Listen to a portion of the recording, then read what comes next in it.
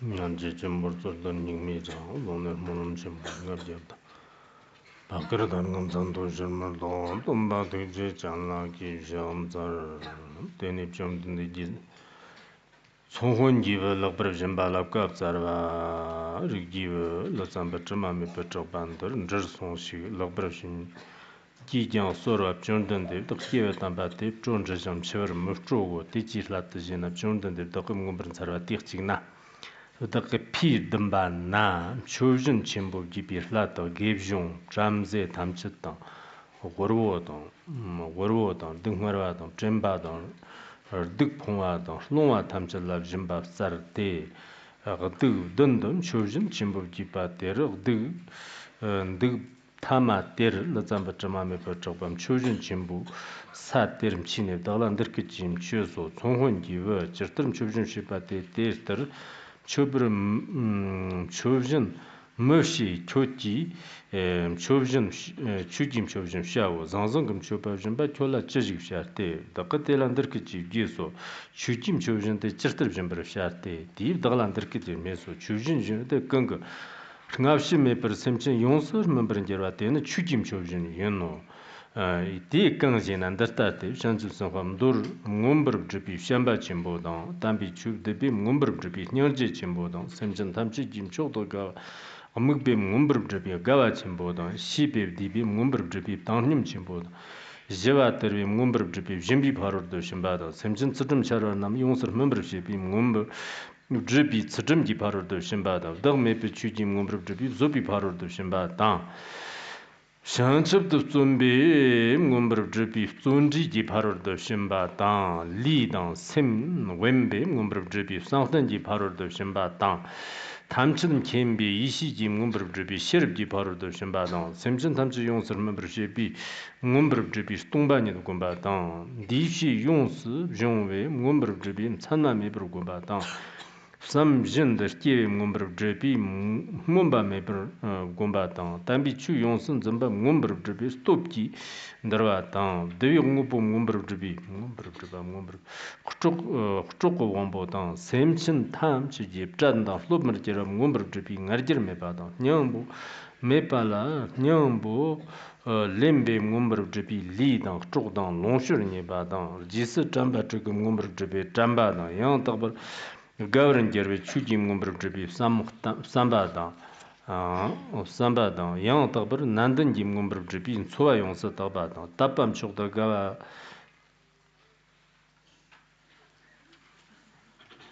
tembe nyembe ngumbrub dribi phagba la temgar shebadan phagba mayimbi kongchuwa mebe ngumbrub dribi sem ngibir sembadan rabda shungwe ngumbrub dribi lagbi sambadan 난든 김금브르 드비 투벨람 케바당 뇨몬바메 비 추르 토베 금브르 드비 곰발라네 바당 상지기 이시 토브르 시베 금브르 드비 난데 양토브르 조바당 셈친 탐진 뇨몬바르 남브르 조리 남줄 금브르 드비 남줄 쇼비 사당 참마당 찬당 회시당 상지기 쟁거 겐당 셈친 용 금브르 시바 금브르 드비 소눔기 초고당 셈친 탐치 기 셈당 쇼바 지르브르 주톤바 금브르 드비 이시기 속속바당 속당 추 탐치도 라마메 바당 도라메비 츠르 찌비 이시 금브르 드비 이시 시르기 속속바 속당 요몬바 탐치도 드바 탐치도 먹기와 추 탐치도 봉어름 금브르 드비 게위사 탐치기 속당 탐심 김비 이시 공도 쳬바당 게위 추기 금브르 드비 샹칩기 촉기 추 탐치도 양덕바 대는 릭지와 초진지 추기 짐바 대랑네 비상추선과 초진 짐바 짐 신도시바인데 하담 집은 지tin 짐 총내서 저로 존든 디테일라 캠덕디 담반더 샤바 체 잠진 쿠르테니 잠진 니갸 라나메 바양 독버 조법 샹칩도 몽버 조버 심 티에소 더장 따장 옴사르기 티에 담바 디스강와람 고 셴사 셴기니 머득 도시르 야통 저바 딱금 거르네 프로테 фцарвана мытык тошерте ленда маптыбнети даландыркы жи капцар то ниркы жи кисо ndo long la kang mu la dakka tera ro dakka telan der ki ji ji so ndo long la kang mu la jin ji ji di ba dang der mad ka to shir te lang de tam ni si ji ne chi gnum chol jin ji ne de nan ji ten tam ji ma pa chung chir ji na gor po la zar to cha chi ne de jing shig ba zo par ka la phir de jir ter kor de la tam chi ji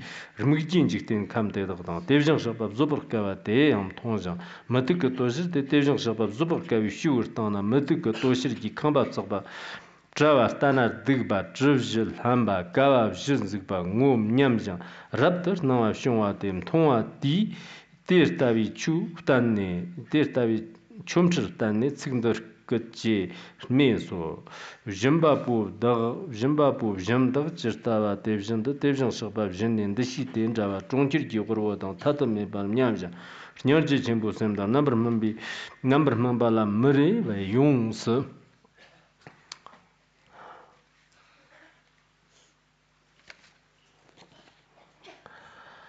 용수 동화되는 주지진바 용수 조바지 제와당 대나 종질 제고로데 점저됨 동화당 주담바데 돈이블라나메 바용덕 조부 장접도 심께도 좀던데 디슬라트도 제와담바데 존저점 치버 먹주고 대스트르 장접 선화 침보 때덕 탐치 경 제와담바데 당 스캅스 담가 스캅스 담강 덕 주파 소수 담바 소수 담바 샤파테 인조르 머추고 냔투 당 샹치 선화 당와르 메비 레거테 선바고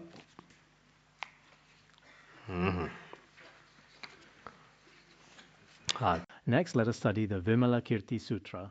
Today we may reach a certain stopping part of this chapter. There will probably be a break in the middle for some time, right? We may continue around October 25th. We will then teach all the way until mid-December. It will be roughly planning like that, but this timing is uncertain. The human heart is also uncertain, so it cannot be decided now. If impermanence arrives, it is also hard to say.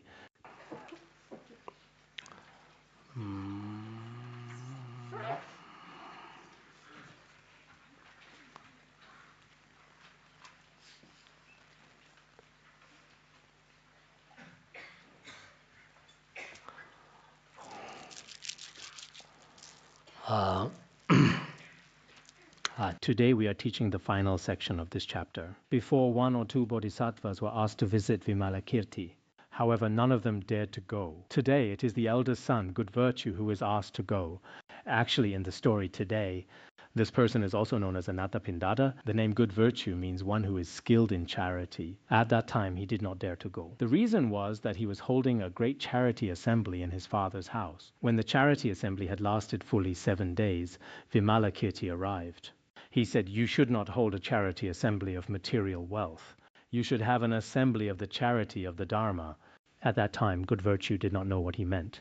So he asked, well, what is an assembly of the charity of Dharma? Then he was taught the 4 immeasurable minds, the 6 paramitas, the 4 means of attraction, and so on. Many types of charity of Dharma were explained. After the charity of the Dharma had been explained, Good Virtue was very happy upon hearing it. He already understood. More than 200 Brahmans present also generated bodhicitta. Anathapindada was very wealthy at the time. He was like the Li Ka-shing of Shravasti in India back then. He then offered his own jeweled necklace to Vimalakirti. It was one lay person offering to another retired scholar. At first, Vimalakirti did not accept it. Then he said, "Please accept it. If you do not want it, you can give it to whoever you wish." Later, Vimalakirti accepted the necklace. After accepting, he made offerings upward and gave downward. In the end, even a person in poverty generated bodhicitta. Such was the process. So this passage speaks of the charity of the Dharma. The main point is that the charity of the Dharma is very important. The Buddha told the eldest son, Good Virtue, because this Good Virtue was very famous at the time, and his merit was also quite great. Therefore, he offered monastic residences and gardens to the Buddha. His aspiration was also very, very great. Later, there was the famous King Asoka in history. He asked his subordinates who made the greatest offerings in Buddhism. They said that Good Virtue had made enormous offerings. He asked, roughly how much was given? They replied, hundreds of millions in gold. At that time, that must have been an enormous amount. Then Asoka generated the aspiration to surpass him by making such offerings with billions in gold. Later, Asoka rejoiced in the aspiration and merit of Good Virtue. So throughout all of history, he was a person of very great merit. So the Buddha told the eldest son, Good Virtue here, Good Virtue, you go inquire about Vimalakirti's illness. At that time, Good Virtue addressed the Buddha, World-honored one, I dare not go, just like the Sravakas and Bodhisattvas before me. I dare not accept your instruction to go inquire about his illness. Why is that? I remember once in the past when I was holding a great charity assembly in my father's house. It was his family estate inherited from his father. The situation in India then was perhaps unlike how we buy or build houses today. In the past, India emphasized the father's caste lineage. One mainly lived in the father's grand mansion. A great charity assembly was arranged in that residence. We made offerings to all the Shramanas, Brahmins, and those of the heterodox paths. It seems there were also others in suffering or poverty. These were the poor, low-class, orphans, and beggars. There are altogether 7 types of people mentioned. They included Brahmins, Shramanas, and those of the heterodox paths. There were also those who were poor orphans and without support. All these people had something to seek. They can be collectively called beggars. In Buddhism, monastics can also be called beggars, of course in the way worldly people speak today. When we speak of those who beg or beggars, these are terms referring to people of a very low class. But in reality, according to some Buddhist teachings, there is also the practice of going with a bowl to collect alms and eating once a day at noon. Many monastics live in this manner of requesting. This kind of lifestyle exists within the tradition. So at that time he made offerings upward and gave downward. Offering upward refers to the Sramanas and Brahmans, and giving downward, he made a great amount of offerings to those who were more pitiful. This continued until the 7 days were complete. Actually, in much of Buddhism's time reckoning, there is this boundary of 7 days. For example, in the Pure Land Sutras, it says for 1 day, for 2 days, all the way to 7 days. There is also such a teaching there. Generally, for someone in the intermediate state, we recite prayers for them for 7 times 7 or 49 days. Whether it is in the Han or Tibetan regions, when holding Dharma assemblies in India, they often last for 1 7-day period. For instance, we have the Chan 7-day retreat, or a Dharma assembly for the 7 medicine Buddhas, or a Ksitigarbha Dharma assembly for 7 days. There are many boundaries set at 7 days. Actually, in other countries, 7 is also considered a fairly auspicious number. In Buddhism, we have the 7 precious wheel-turning jewels and many other auspicious things. Of course, some people now, whether for house numbers or vehicle plates, do not particularly like the numbers 4 and 7. But I feel this is just a kind of discriminating thought. A 7 does not necessarily make you angry. A 4 does not necessarily mean you will die. So sometimes people's discriminating thoughts create all kinds of ideas about these things. In any case, why was it a full 7 days here? It was because a great charity assembly of material wealth was held during those 7 days. According to the customs of the Brahmins in India at that time, they would actually accumulate wealth over 3 years and then give it all away within 7 days. So this was a tradition of theirs. It looks like it was just 7 days. But in reality, at that time, the eldest son, Good Virtue, perhaps did not need a great effort to accumulate these things. But in any case, some commentaries say the wealth accumulated over 3 years was given away through charity. Right when that charity assembly of material wealth was completed, Vimalakirti arrived at the site of their assembly. At that time he said, Eldest son, in such a grand assembly as yours, I wonder what this charity assembly of material wealth is really about. I wonder what you're doing by arranging such a grand charity assembly of material wealth. What exactly are you doing? By all reason, you should have an assembly of the charity of the Dharma. You should hold a charity of the Dharma assembly. If you are going to hold an assembly, it should be that. A charity assembly of material wealth is not necessarily so important. He had already been holding it for 7 days.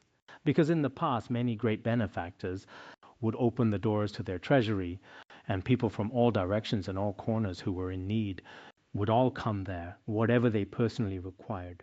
All of them would go and receive those items one by one. But at that time, Vimalakirti said, what is the use of such a grand assembly? What use is a charity assembly of material wealth? One should have an assembly of the charity of the Dharma. What use is a charity assembly of material wealth? What is the point of such a material charity assembly? It is not very useful. Actually, truly speaking, it is not that all material giving is useless. A charity assembly of material wealth is indeed very important. All of you here should also learn to give material gifts sometimes. When it comes to this kind of giving, many people now feel that building monasteries or making offerings to teachers and rinpoches is the most important, but I feel that is not always the case. Perhaps in some places it is needed, but looking at the overall picture now, what may be more important is helping the pitiful sick people around us. Even if they are not our own relatives, if they had the money for medicine, their lives could be sustained. Some have truly survived because of such help. But without those funds for medicine, there is simply no way for them to continue. Whether it is such sick people or places of poverty, including when we see many places in Africa, I am very interested in helping those areas. Of course, going there has certain challenges. There are poisonous insects, venomous mosquitoes, and other risks. Once, when we went there, we saw many frightening things. Public security is also not very good. On the roadside, one often encounters groups of bandits. When we went there, 2 people holding guns sat in the front passenger seat. Every time they encountered bandits, they would get out of the car with their guns, and those people would run away. We initially thought they might just be a group of young men. We wondered what exactly they were doing, but our guide said these were bandits. It did not seem like they were trying to frighten us. When we traveled there, they insisted on making such safety preparations. So in various aspects, there are indeed some safety concerns in those areas. But truly, after arriving there, one could feel the reality of the situation. We have visited many remote places before, but when arriving in certain parts of Africa, we felt it deeply. We thought, oh, the beings here are truly suffering. I dare not say all of them, but in certain places, in certain impoverished countries and villages, it is truly like being in the hungry ghost realm. So we must remember that a charity assembly of material wealth, both upward and downward, is extremely important. Today, we may not be emphasizing this form of giving, but we are not entirely disregarding it either. In this text, a charity assembly of material wealth was practiced for 7 days, and then an assembly of the charity of the Dharma was offered briefly. Even the Buddha afterward made material gifts. At the time, Vimalakirti the layman said a charity assembly of material wealth was not as vital, but later when offerings were made to him, he was a little polite at first, but then he accepted them after all. So a charity assembly of material wealth is also fairly important. Going forward, we should indeed practice giving both upward and downward. Generally, when doing charitable work in the West, people typically give a certain percentage of their own estate. They have such arrangements every year and every month. The day before yesterday, we were in meetings at the academy to discuss this. In the future, for example, from the money earned by reciting sutras, 1 or 2% could be used for charitable work if the monastics are willing. If the monastics themselves are willing, giving 1 yuan out of 100 yuan is actually not a large burden at all. It is 10 yuan out of 1,000 yuan or 20 yuan out of 2,000 yuan. This should become a long-term practice for us. Many of us feel that a charity assembly of material wealth is something only wealthy people can do. Someone might think, I only have a few hundred or 1,000 yuan a month, so why would I need to do it? Even if you only have 300 or 400 yuan a month, giving even 1 yuan or 10 cents allows you to form a good habit of giving. In the future, many people worldwide are not only looking after themselves, but are also using their remaining resources for charity. If there is a charitable organization, you can donate there. If you do not have one that you especially trust, then you can do it yourself. Whenever you see someone in a pitiful situation, give with your own hands. This is truly a good deed. If people with merit do this personally, they may also feel more at peace. This is quite important. So today we happen to be speaking about the charity of material wealth.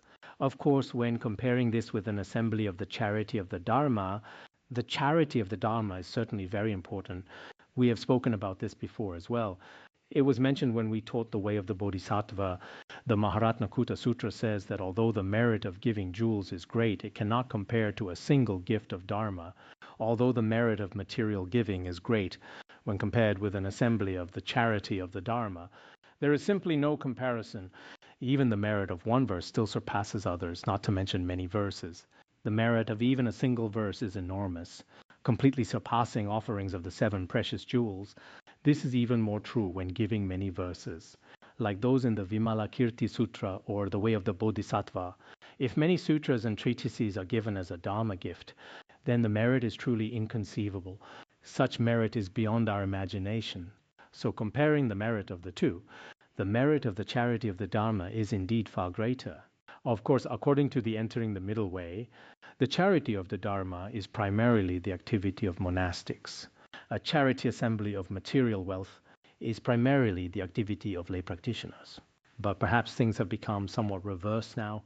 Monastics are busy with material giving, while lay practitioners are busy with the gift of Dharma. In this case, it may not necessarily be ideal. Of course, if one has the ability, it is also fine. As mentioned in the Mahapurusa Sastra, material giving is loved by the foolish, while Dharma giving is loved by the wise. The wise who have understood all phenomena primarily focus on an assembly of the charity of the Dharma. Ordinary people of the world primarily focus on a charity assembly of material wealth. There is also this kind of teaching. In any case, we have been discussing this topic here. At that time, Vimalakirti said, "Why do you hold a charity assembly of material wealth like this? What use is a charity assembly of material wealth? You should have an assembly of the charity of the Dharma." At that time, the eldest son, Good Virtue, said, "Retired scholar, what is an assembly of the charity of Dharma?" Great Vimalakirti. Exactly how does one hold an assembly of the charity of the Dharma? We have never held one before. We have held a charity assembly of material wealth every day for 7 days. When we hold Dharma assemblies in the future, I hope we are not only engaged in material giving. In some places, people might wonder, does chanting alone count as an assembly of the charity of the Dharma? The most important thing is to have some actual teaching of the Dharma. Whether we hold a Sukhavati Dharma assembly or a Vajrasattva Dharma assembly, it is vital that the participants receive the teaching of the Dharma. This has always been our practice. So when you hold Dharma assemblies in the future, some sessions may be of a fixed nature, focusing on reciting mantras. For example, in some Chan retreats in the Han region, there are set numbers of recitations required. Of course, in the past, within the Han tradition, masters like Elder Benwan or Elder Shuyun would include another element in their 7-day retreats. They provided the charity of the Dharma through the teaching of the Dharma. This is extremely important. In the beginning, Good Virtue had wealth, but he did not know about an assembly of the charity of the Dharma. Generally, a wealthy person might place more emphasis on material giving. They may not quite understand the charity of the Dharma, so he asked, "Well, what is an assembly of the charity of Dharma?" "I'm not sure." At that time, Vimalakirti the layman answered, "An assembly of the charity of the Dharma is without before and after. It makes offerings to all sentient beings simultaneously. This is called an assembly of the charity of the Dharma. Material giving, however, has a before and an after. You give to one person first and then to another later. In the words of my perfect teacher, there is a story about Geshe Ben Gungyal. When someone came to offer yogurt, he saw that those at the front had already been served, and an unwholesome thought arose. He thought, by the time it is my turn, there will surely be none left. Later he realized he had had this negative thought, so he turned his bowl upside down. When it was eventually his turn, he said, "This rascal has already finished the yogurt long ago." He was punishing his own selfish desire. From this story, we can see that material giving cannot reach everyone at once. In terms of time, there is a sequence of before and after. In terms of location, it is distributed step by step. It is impossible for it to happen simultaneously for all. But an assembly of the charity of the Dharma has no before and no after. According to the commentaries of great masters, the charity of the Dharma can manifest as teaching the Dharma. It also manifests as generating compassion. When we generate compassion, this kind of giving has no obstructions at all. It can completely pervade all sentient beings in the 10 directions. Regarding the teaching of the Dharma, there is no obstruction for those who hear and receive it at the exact same moment. For example, in a Dharma assembly of 1,000, 10,000, or even 100,000 people all at once, everyone can receive this charity of the Dharma. So the difference between the two forms of giving is quite vast. There is a scripture called the Bodhisattva Karika Sila Sutra. I do not know if you have read it. In this sutra, many differences between material giving and the charity of the Dharma are discussed. Some of the points are as follows.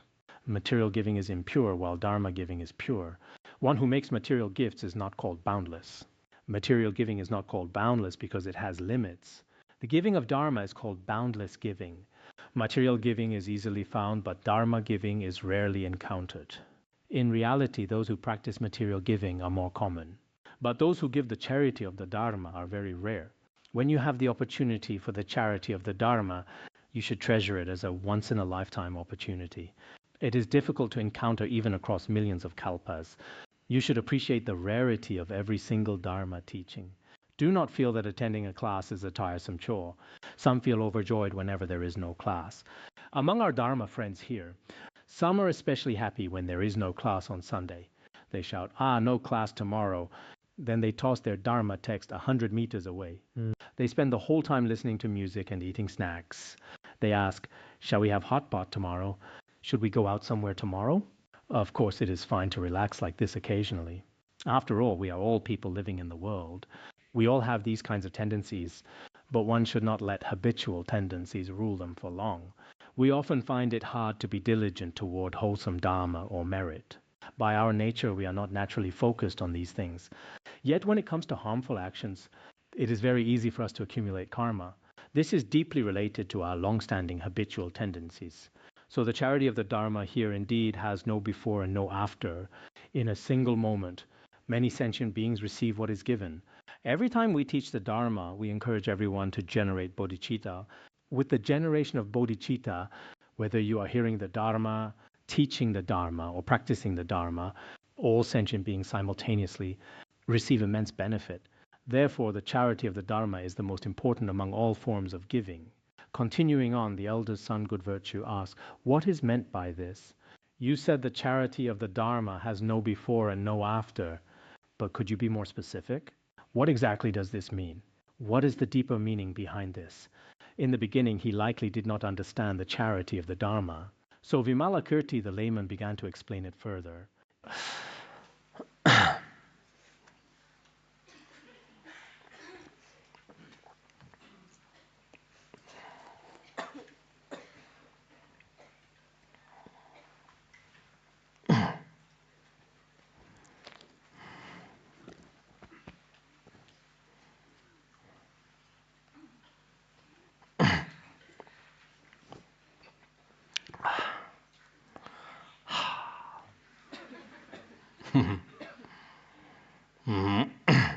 Vimalakirti continues to explain what the charity of the Dharma is.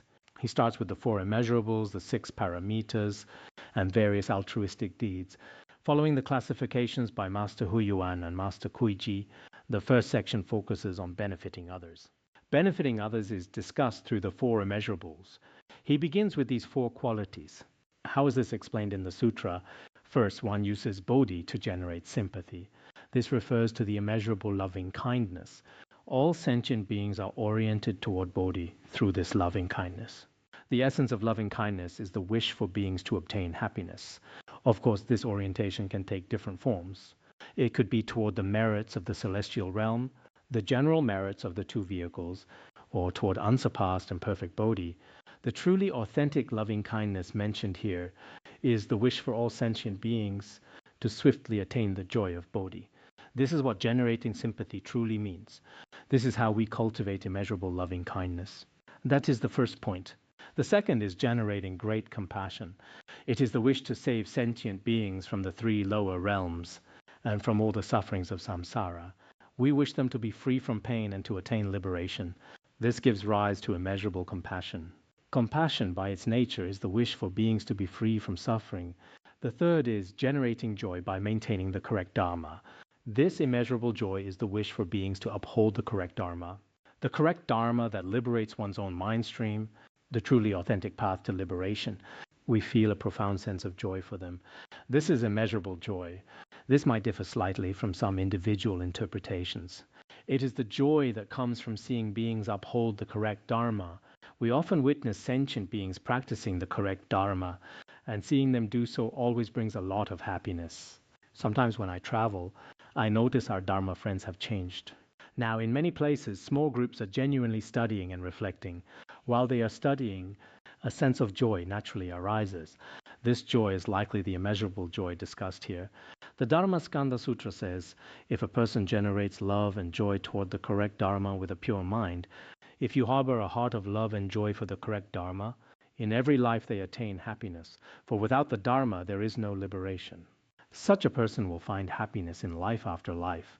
If we depart from the correct Dharma, and if sentient beings do not uphold it, then liberation remains out of reach and very difficult to attain. Therefore, for all sentient beings living in this mundane world, if you seek liberation, you must seek the correct Dharma day and night. Attain liberation through the correct Dharma. At such times, we should also feel joyful. Many of us here, including some masters I have consulted with recently, have shared during our discussions that bodhicitta has naturally appeared in their mind streams. They see many people genuinely studying and learning, whether they are eradicating afflictions in their mind streams or seeking the path of liberation through selflessness. Everyone feels a heartfelt joy. This joy is truly very important. As I mentioned yesterday, I hope everyone can live their lives in a joyful way. Benefiting sentient beings should not be seen as a source of frustration. Even though the beings you encounter are varied and diverse, and their capacities differ greatly, we should still be proactive. Because their capacities are different, the methods we use to help them must also vary. The applicable Dharma gates will be different too. In such moments, you should take the initiative.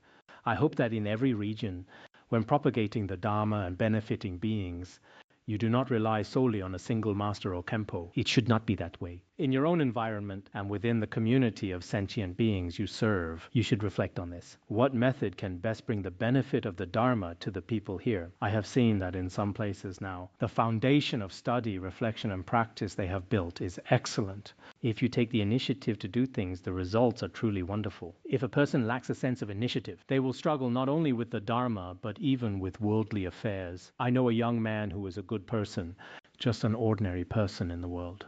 But he has no sense of initiative at all. If his wife tells him to go somewhere, he simply says, "Fine, I will go." If others tell him to come this way, he says, "Fine, I will come." He is a very kind and obedient person, but he lacks any self-motivation. Without that drive, others start to wonder, what can we do with this person? How will the family business be managed in the future? Yet it is hard to find specific faults in him. He does not try to earn money or accomplish anything. He just stares at his phone all day long. While he's very obedient, he has no active spirit. Generally, for a person with a family in the world, they must think about how to maintain their household and how to arrange for their children's education. Many of these responsibilities, especially for a man, require significant personal initiative. But he is simply passive. If his wife or others say something, he just agrees to everything. He is an extremely compliant person. For our volunteers, this kind of attitude may not work. A person really needs to have their own drive. Relying entirely on parents or entirely on a supervisor is not very effective. In whatever you do, you should have a sense of initiative. When performing a task, you should see what needs to be done here and there.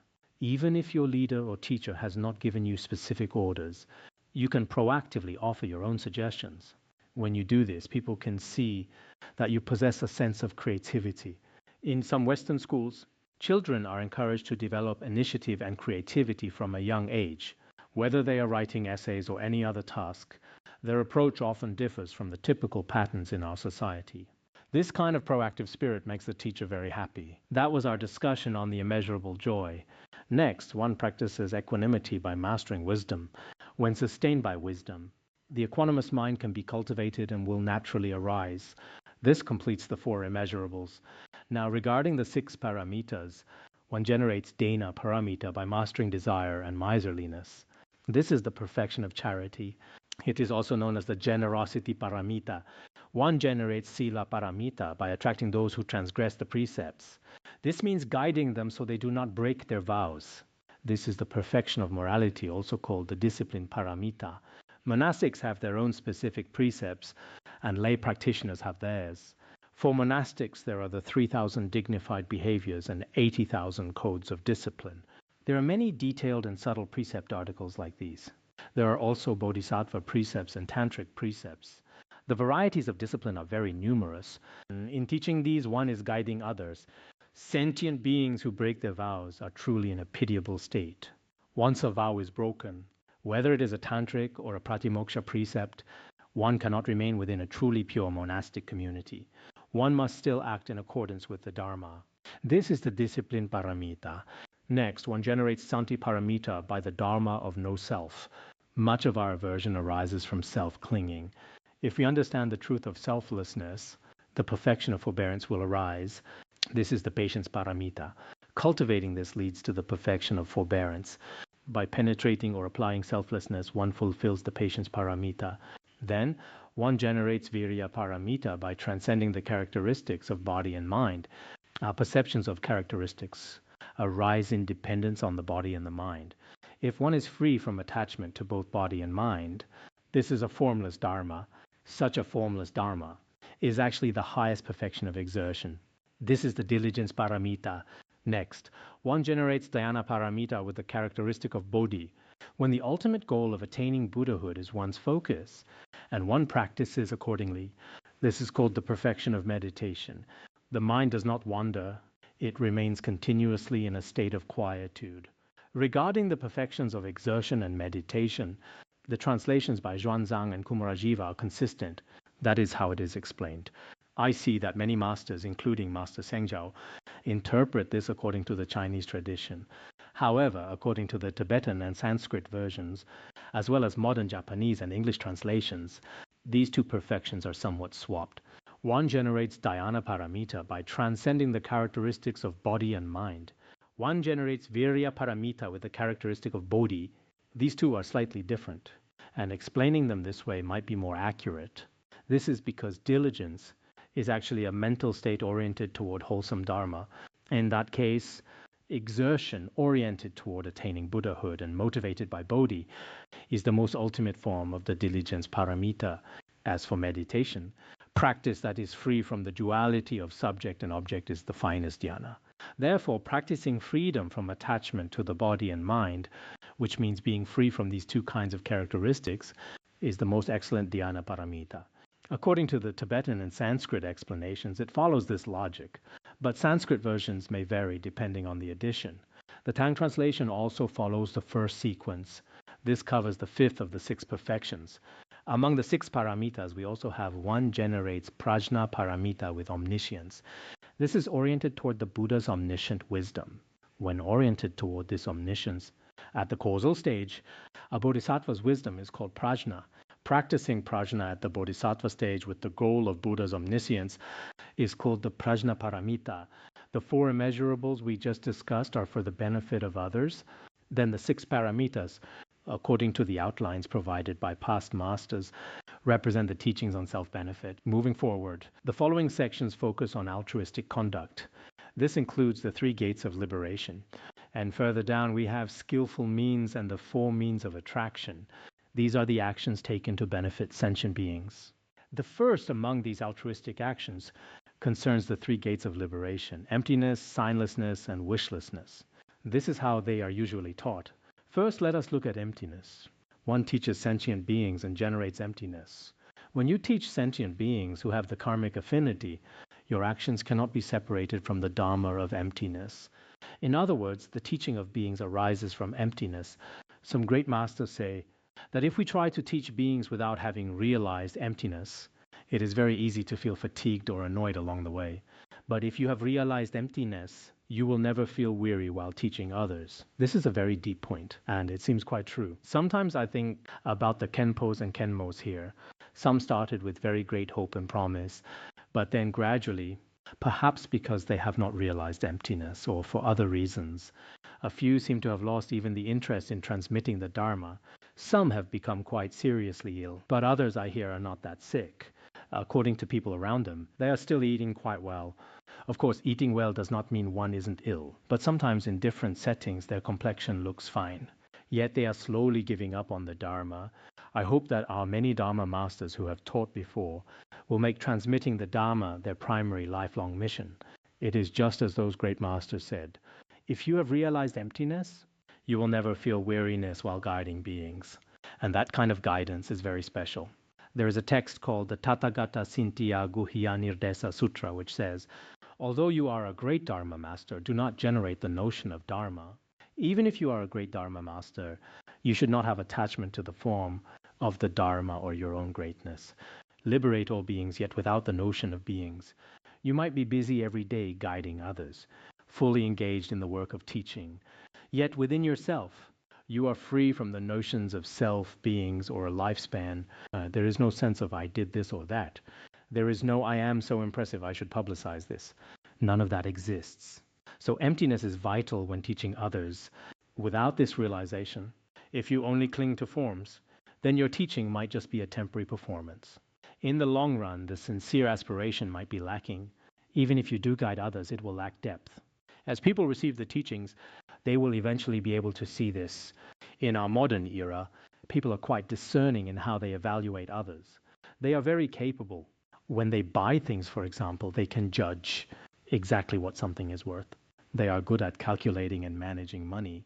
Similarly, when they receive the Dharma, over time they also develop the ability to distinguish.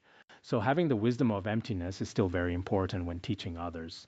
Without forsaking the conditioned dharmas, one generates that which is without characteristics. This refers to signlessness as the cause. As for the cause of signlessness, one does not abandon conditioned dharmas. Conditioned dharmas are those created through causes and conditions. Since they are created this way, they are not reliable at all. Therefore, dharmas made of causes and conditions are ultimately without any signs or forms. One manifests the experience of rebirth and generates the uncreated. This means that we manifest our birth within samsara, whether it is a womb birth or an egg birth. A bodhisattva at this time is like someone entering a garden. You do not cling to the forms of samsara and have no attachment to them. This is also an expression of the fruit of wishlessness. This covers the 3 gates of liberation. Next, one defends the correct dharma and generates the power of skillful means. To uphold the correct dharma, one needs to have skillful means. Without skillful means, it is actually not very easy to protect and maintain the correct dharma. We need to reflect on and practice the teachings ourselves, and then help others to reflect on and truly practice the dharma. Only then can it be called truly upholding the correct dharma. To do this, one needs the power of skillful means. With this power, a person can truly guide and transform sentient beings. Without it, upholding the correct dharma becomes very difficult. The Avatamsaka Sutra says, dwelling in illusory liberation, manifesting dwelling in greed and aversion, transforming and curing harmful people, causing them all to turn toward the Buddha's path. What does this mean?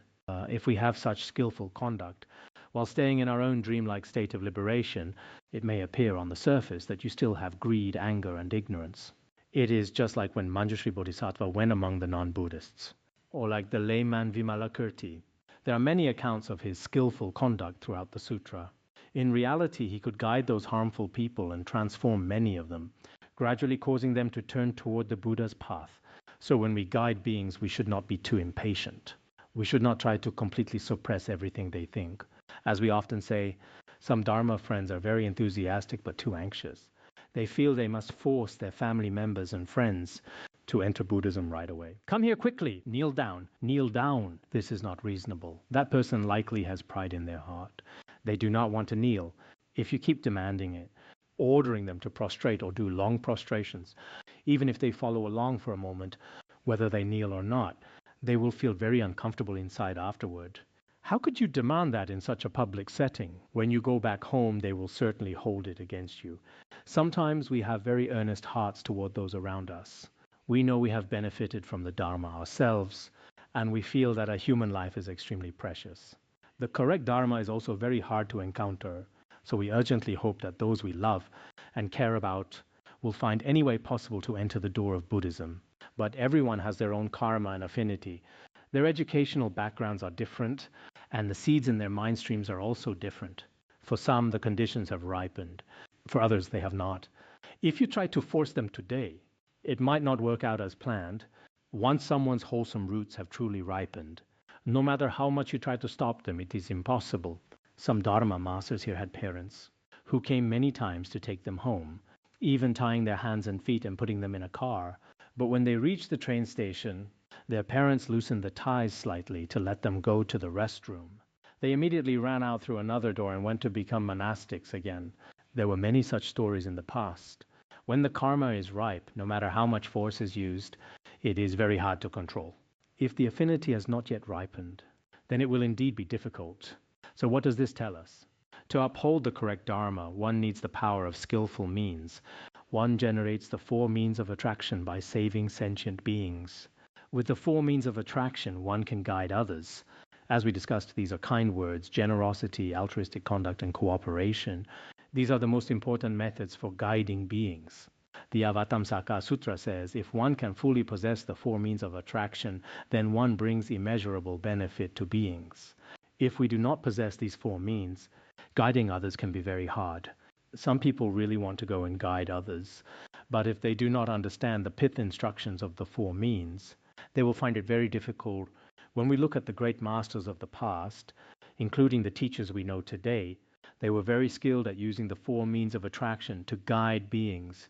Therefore, if you wish to guide others, you should use kind words. But how are your kind words? If everything you say offends people, then that will be a problem. Some people have good intentions, but their speech is not very refined or pure. They might also be unwilling to practice generosity, whether it is the charity of the Dharma or material wealth. Their conduct is not in accordance with the Dharma. They lack an altruistic mind and other virtues. In such cases, there will certainly be difficulties.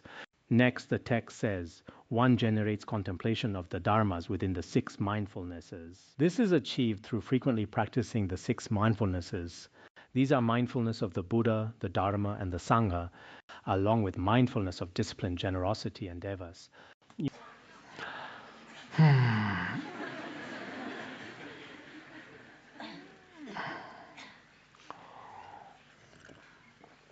You all did quite well this time. You should continue to express it this way in the future. Next, it says, one generates the elimination of conceit by reverencing all. We should view ourselves as servants or disciples, respectfully honoring all sentient beings.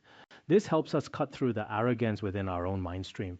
Regarding our own body, life, and wealth, what should we achieve? We should generate the three perduring dharmas. This means that if we possess a body, a lifespan, and wealth, but do not use them to practice wholesome dharma, then these assets become insolid and fleeting. However, if we are embraced by bodhicitta and practice diligently, then our body, life, and wealth, these three great things, become solid and perduring dharmas. I will not only benefit from these in this very life, but I will also be able to enjoy this happiness across all future lives. So these are the perduring dharmas. For most of us Buddhists, when comparing this life and future lives, we place great importance on the future. We accumulate merit, practice wholesome dharma, and uphold the precepts. If we truly value these practices, our body, life, and wealth will always be perduring dharmas. Otherwise, our lifespan is limited. Our bodies are also limited, and our wealth is limited as well. If you do not give away even a bit of wealth, do not perform a single good deed with your body, and do not make use of your lifespan at all, then when you die, there is nothing left. The moment your eyes close, everything simply disappears. Regarding the six mindfulnesses, we just mentioned those six types of contemplation. Among them are mindfulness of the Dharma, the Sangha, and also a main deity or a deva. The devas of the white Dharma can also be referred to as Tianzun. Nowadays, there are many people who are mindful of the Buddha and the Dharma, but some say they are unwilling to be mindful of the Sangha.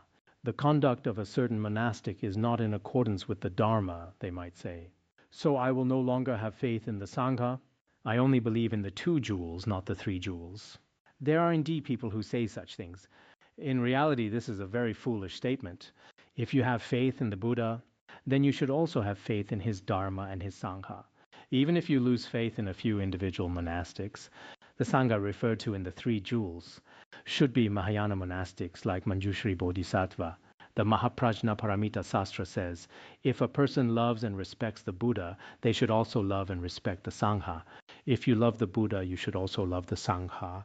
You should not make distinctions, for they are all jewels alike. You should not distinguish between them. Since the Buddha jewel exists, you must also take refuge in the Sangha jewel and Dharma jewel. Of course, some people today say, a certain person did something wrong, so I reject them all. But it does not work like that. For example, if the milk from one factory has a problem, you would not say, I never want to drink any milk again. Or if a product is found to have issues, though whether the issues are real is often hard to say.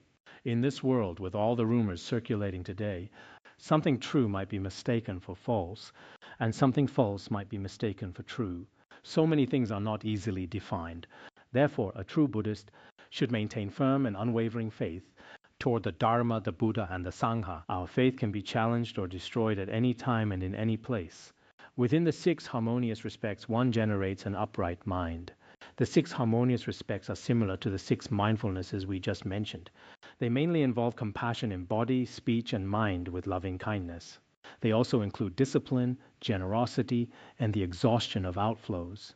All dharmas with outflows are fully exhausted. We should arouse a right and upright mind toward these 6 harmonious respects. One generates pure livelihood with correct practice of the good dharmas. Toward truly wholesome dharma, we should arouse a pure livelihood. This means cutting off wrong conduct and wrong livelihoods. It is about having a pure mind toward our life and how we sustain it. Everything from the 4 means of attraction mentioned above, all of that is called altruistic conduct. Below the 6 paramitas and the 4 means of attraction, it mainly refers to one's individual personal practice. Personal practice involves both the causal stage and the fruition stage. In the causal stage, we are mainly speaking from the level of ordinary beings. We talked about eliminating arrogance, the 3 perjuring dharmas, the 6 mindfulnesses, and arousing an upright and pure mind. Continuing from there, we look at attaining the stages of realization. The practices of noble ones at each respective level were explained from the fruition stage. The first is, one becomes close to the wise and sagely with purification of the mind and joy. This seems to speak of the merit of the first stage Bodhisattva. Upon reaching the first stage of a Bodhisattva, the mind is already pure. This is the stage of joyfulness where one generates a joyful mind. At that time, one still relies upon spiritual teachers. There is a text called the Mahabala Sutra. Within it, it says, whether one has attained these stages or not, if beings' wholesome roots have ripened, they naturally draw close to all spiritual teachers. When a being's wholesome roots have already ripened, they naturally and spontaneously draw close to a spiritual teacher. They constantly cultivate their minds and practice the conduct of twofold benefit. They are constantly practicing well, always doing things that benefit sentient beings. As I mentioned just now, for some of us, our own wholesome roots have truly ripened. When one's wholesome roots have already ripened, it seems that no matter how others try to obstruct, there is no way to stop them. In the end, one still walks this path. No matter how much obstruction there is, nothing can be done about it. So when people ask me, should I become a monastic or should I do such and such? I tell them to think it over again for themselves. That is a bit better. I often say, think it over again yourself and consider it carefully. If they have wholesome roots, they will naturally and spontaneously understand these words in their own way. If they have no wholesome roots, then the phrase, think it over again yourself, carries a different kind of meaning. The second is one generates a disciplined mind by not having aversion for bad people. One generates the profound mind with the Dharma of leaving home. This should be the merit of the second stage Bodhisattva. When seeing some evil people, one does not hate them. Instead, one generates a taming mind. The mind is tamed, so one will not react negatively toward them. When we see good people, we are always fine. But when it comes to evil people, we feel disgust, slander, avoidance, or hatred. None of these will arise in the Bodhisattva. Then with the Dharma of leaving home, one develops a profound mind toward monasticism.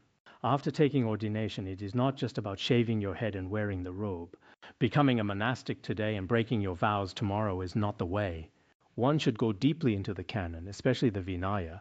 Some truly genuine monastics say, now I have become a monastic, since I am a monastic. Beginning from the precepts, one should study and practice very earnestly. This is also very important. Of course, sometimes regarding monasticism, it does not require many people to become monastics, and it is not necessarily desirable for many to do so either. Otherwise, especially for some people who become monastics now, perhaps their parents have no other source of support. This is also a great difficulty. So at our academy, it has always been the case, since some unknown time, that whether a person's mind is truly stable for monasticism is hard to say. Here at our Larunga, there is generally a 4-month observation period. There has always been such an observation period. Now we have not been accepting new monastics. These past few years, it has continuously been like this. In the past, we did things this way. But in reality, I see a very good scriptural citation in the Mahaparinirvana Sutra. This citation corresponds very well with many of our behaviors here. The Mahaparinirvana Sutra, perhaps in the 3rd chapter, states that the Buddha said, after my parinirvana, if some non-Buddhist practitioners wish to become monastics, you should not immediately comply. You should first allow them within 4 months to earnestly read the sutras. Observe whether their character is truly sincere, if their character is relatively gentle, and their qualities are relatively soft and pliant, then within our teachings, if they have such faith, only then may you grant them permission to become monastics. If this is not the case, try as much as possible not to let them become monastics. So for monasticism, there should also be this kind of auspicious interdependence. This is also very important. This speaks of the practice of second stage bodhisattvas. For the third stage bodhisattva, there is hearing, reflection, and meditation. These are the three aspects of hearing, reflection, and meditation. One generates erudition by practicing according to the explanation. This is the wisdom of hearing or broad hearing. When practicing any dharma, one must practice it in actual conduct. And this comes from broad hearing. Without broad hearing, practice is impossible. For reflection, one generates the locus of empty repose with the dharma of non-contention. After receiving such instruction from a spiritual teacher, in a place without dispute, without afflictions, and without contention, in a secluded place, one should earnestly reflect. This is called the wisdom of reflection. Ideally, especially for beginners, going to some quiet places to practice is very important. For meditation, in approaching Buddha wisdom, one generates sitting in repose. Finally, in a quiet place, one sits in stillness. One properly and correctly approaches Buddha wisdom through this practice. Some sutras say that the wish-fulfilling gem of the Buddha's fruition wisdom does not arise from other places. It arises from the great ocean of samadhi. Such sutras also teach this. So, the wish-fulfilling gem of the Buddha's fruition does not arise from other things. It should arise from the great ocean of samadhi. One should meditate, if you do not meditate, not to mention the fruition of Buddhahood. Even the general levels of practice are very difficult to arise. These three correspond to the merits of the third stage. In releasing the bonds of sentient beings, one generates the stages of cultivation. This is from the fourth to the seventh stage, because from the fourth to the seventh stage, that is to say, some of these are within the 7 impure stages. In reality, when it comes down to it, this is all the teaching of Mahayana Buddhism, untying the bonds of afflictions and obstructions within beings' mind streams. This is the most fundamental practice of Mahayana Buddhism. So this speaks of the practice up to the 7th bhumi. For the 8th bhumi, by becoming replete in the characteristics and marks, and by purifying a Buddha land, one generates meritorious karma. Because upon reaching the 8th bhumi, the immovable bhumi, there is generally the world of vessels and the world of sentient beings. In the world of vessels, the Buddha's pure land is to be purified. Regarding the world of sentient beings, the Bodhisattva here gradually and progressively fully possesses the major and minor marks. In order to do this, one accumulates the merit of meritorious resources. This is the merit of the 8th bhumi. For the 9th bhumi, understanding the thoughts of all sentient beings and how one should explain the Dharma to them, one generates the karma of wisdom. That is, having reached the 9th bhumi, the stage of good wisdom, one is able to know the mental thoughts of all beings. And one will, in accordance with the Dharma, use one's good wisdom to proclaim the Dharma, sending down a rain of Dharma. This arises from the activity of wisdom. This is the merit of wisdom, or the resource of body wisdom. In Tibetan, these are the resource of merit, the resource of body wisdom, and the resource of exquisite wisdom. This is the practice of the 9th bhumi. Upon reaching the 10th bhumi, there are 3 different dharmas here. These 3 dharmas all together can be established as the 10th bhumi. Understanding all the dharmas, one neither grasps nor forsakes. Entering the gate of the single characteristic, one generates the karma of sagacity, knowing all dharmas, neither abandoning nor grasping. Finally, one enters into the Dharma gate of true nature. This arises from exquisite wisdom. This is one meaning. And also at this time, one severs all afflictive obscurations and all cognitive obscurations, cutting through all afflictive obscurations and all cognitive obscurations and all unwholesome dharmas. One arouses all wholesome activities. This is one layer of meaning. And also, by attaining all wisdom and all the good dharmas, one universally generates the dharmas that assist one's Buddhahood. The meaning is that at that time, all wisdom is attained. All wholesome dharmas are also attained. All supporting conditions for Buddhahood, all these dharmas, all are naturally and spontaneously attained. These 3 passages speak of the merit or the practice of the 10th bhumi. The methods of explanation by former masters all differ. But I think if approached this way, it may also correspond very well with the explanations of some masters. In any case, long term, as was said before, this entire section speaks of our own practice. When practicing oneself, one should frequently practice. This is very important. The Avatamsaka Sutra says, thus all bodhisattvas across immeasurable kalpas with diligent and constant cultivation, all wholesome roots. With a diligent mind, one practices all wholesome roots. Sometimes, for example, reciting mantras or releasing animals, one does many worldly wholesome roots. Sometimes entering samadhi or contemplating the selflessness of persons and phenomena. Such wholesome roots should be practiced with great diligence. We should not be especially slack. Everyone should, in terms of practice, looking now, many lay practitioners and monastics are truly doing quite well. Recently, I still have a feeling of positive and upward momentum. I feel that you all are also not having an easy time. The last session of the Vimalakirti Sutra had fewer attendees. Today there are more people. This is something I find quite interesting. Perhaps you all are not so busy today. Let me see what day of the week today is.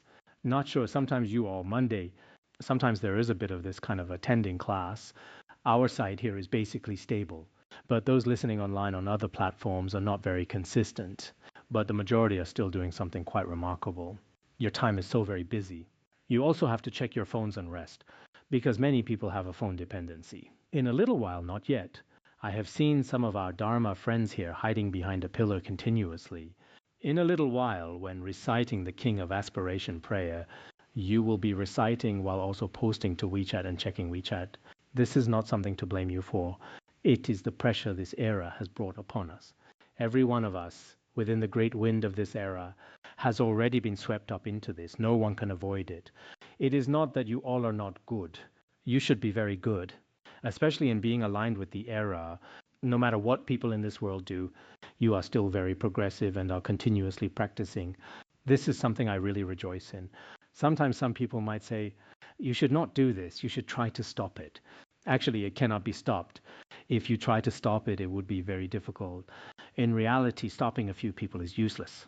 You cannot stop everyone. So we should just go with the flow because there is no other way. At this point, the sutra says, thus it is, good man. An assembly of the charity of the Dharma is like this. If a bodhisattva resides in this assembly of the charity of the Dharma, then he will be a great donor. He will also be a field of blessings for the entire world. Regarding a field of blessings, a great deal of merit arises naturally from it, just like from a field. This is called a field of blessings. There are fields of compassion and fields of blessings. In Buddhism, there are many special terms of this kind. So for the charity of the Dharma, if one makes the charity of the Dharma, he can be called either a donor or a field of blessings. At that time, Vimalakirti. This should be what the elder's son, Good Virtue, said. World-honored one, when Vimalakirti explained this charity of the Dharma at that time, 200 Brahmins all generated the intention to achieve Anuttara Samyak Sambodhi. At this time, Good Virtue, who is also known as Anathapindada, attained a purity of mind which was unprecedented. Having received this charity of the Dharma, he felt especially moved by Vimalakirti's teaching. Then he bowed his head to Vimalakirti's feet in worship. Sometimes lay practitioners prostrating to one another, like this is also fine. In our current tradition, generally lay practitioners prostrate to monastics. Monastics prostrating to lay practitioners is quite rare, almost non-existent. Lay practitioners prostrating to lay practitioners also does not happen much. However, some people act as acharyas themselves, wearing a black robe called a heiking, right? And then in this way, many of their disciples prostrate to them, and they themselves also feel, looking at it, that it feels quite gratifying.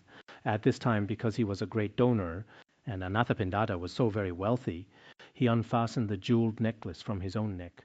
It was an especially priceless necklace worth hundreds of thousands. He offered it to Vimalakirti as a material gift, but Vimalakirti was unwilling at first. At first he was certainly unwilling. He had just been saying that material giving was not as good as the Dharma. Finally, Anathapindada said, "Retired scholar, you must accept this. If you do not want it for yourself, you may give it to whomever you please." At this time, Vimalakirti said, "All right, I will take it." He then accepted it. So some people, when they do not want something for themselves, if you say you can give it to anyone you want, it makes it more convenient for them to accept. Then he said, "In that case, I will accept it." That jeweled necklace was very precious. Vimalakirti divided it into two parts. He gave one part to the lowliest beggars in that city at the time. These were the most pitiable poor people and beggars. He offered the other part to the Tathagata, difficult to overcome. This may be in another Buddha land. At that moment, all those gathered in that great assembly, through the power of Vimalakirti's numinous transformations, were able to see the radiant illumination country. Some versions call it the Sunbeam Buddha land. It appears yet lacks inherent nature. Whether it was the sunbeam or radiant illumination country, he offered the necklace to the Tathagata. He offered the jeweled necklace to the Tathagata, difficult to overcome. Then they saw that this jeweled necklace above the Tathagata transformed into a four-pillared jewel-laden platform. A jewel-laden platform is like a kind of resting pavilion for sightseeing and leisure. It had a jeweled canopy above it. It is a building or pavilion with four pillars surrounding it. Perhaps it is like this, because the Buddha was within it. Above the Buddha's head, the necklace naturally transformed into this structure, and all four sides were beautifully adorned, and there was nothing obstructing the view. There was no interference at all. It was not as if one side could be seen and the other could not. It could be seen clearly from all sides. Whether it was the blessing or the numinous transformation of the Buddha, this is a very special kind of phenomenon. After Vimalakirti had manifested this numinous transformation, he said the following: if a donor has an attitude of universal sameness, they can give to those below them, just as I did a moment ago. They can give to the lowliest beggars. They can also offer to the Tathagata's field of blessings. The meaning is that whether giving to beggars or making offerings to the Tathagata, there is no distinction whatsoever. The donor's mind of great compassion is also equal. They do not seek any merit or karmic fruition. Perhaps this concept is somewhat difficult to explain, but we can also describe it this way.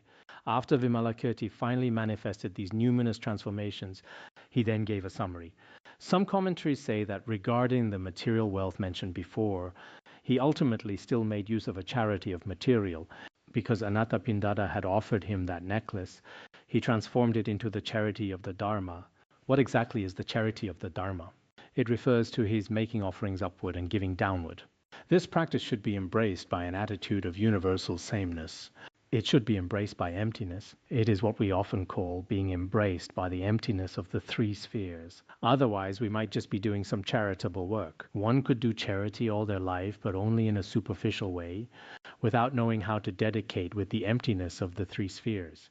If you have no understanding of emptiness at all, it remains just a form of social charity on the surface, but in reality, without that spiritual depth, it might not be enough.